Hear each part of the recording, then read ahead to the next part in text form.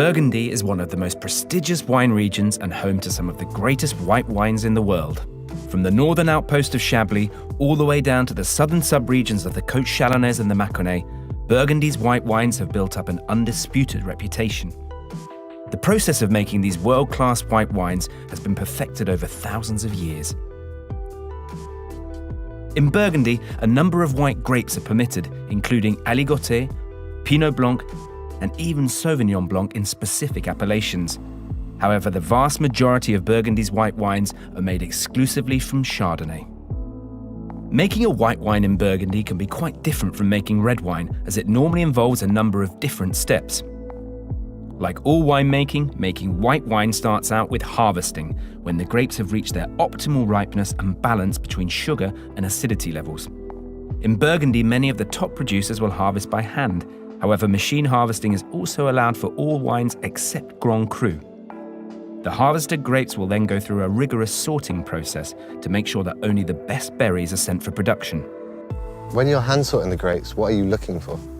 Alors à partir du moment où le vendangeur a coupé son raisin, on va le mettre dans une caisse. La caisse après est acheminée jusqu'au pressoir. Avant d'être mis dans le pressoir, on va donc verser le raisin sur une table de tri, et c'est à ce moment-là où les personnes qui sont affectées à ce service-là vont retirer soit des feuilles qui ont été prises dans les caisses. On va essayer de retirer des petits raisins secs qui ne sont pas forcément voulus. On va retirer, si on a une année où il y a du botrytis, on va retirer les grains qui sont touchés par le botrytis. On évacue tous les éléments qui peuvent être néfastes, des morceaux de rameaux. On peut également trouver des cailloux qui peuvent altérer par la suite lors du pressurage.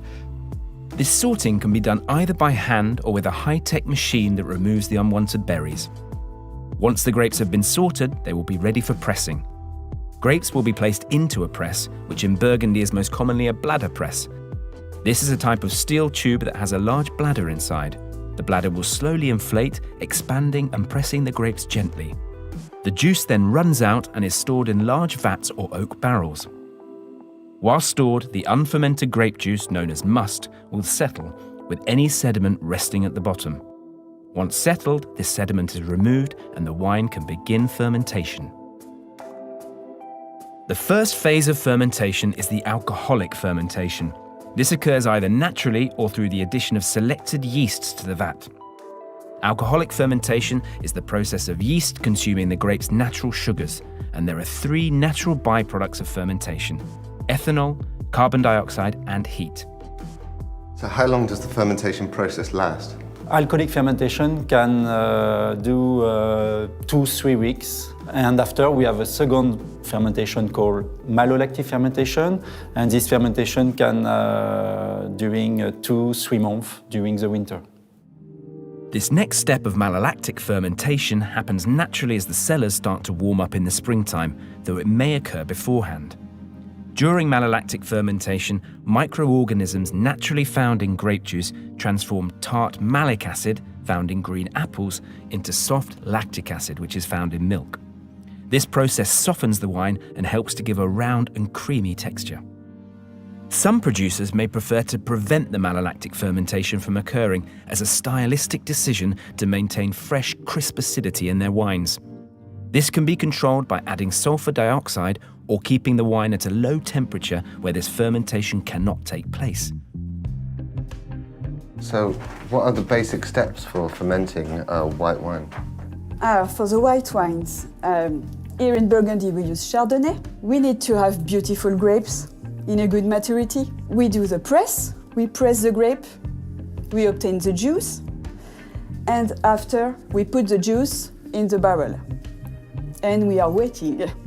After the alcoholic fermentation, we change the sugar in alcohol, and we do aging between 12 and 18 months. The dead yeast cells from the alcoholic and malolactic fermentation, known as lees, may be stirred into the wine. This process is known as batonnage and can add unique flavors to a wine, such as nutty or bready characteristics. After malolactic fermentation, the lees are removed and sulfites might be added to the wine to preserve it. The wine will then go through a maturation period and may be left in oak barrels or other vessels such as stainless steel tanks over a number of months, depending on the producer's preference. This process is known as élevage. This step is critical to the development of flavors and aromas in a wine.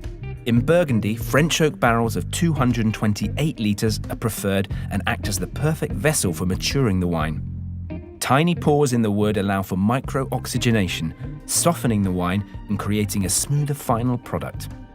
Maturation for top white Burgundy is often around 12 months.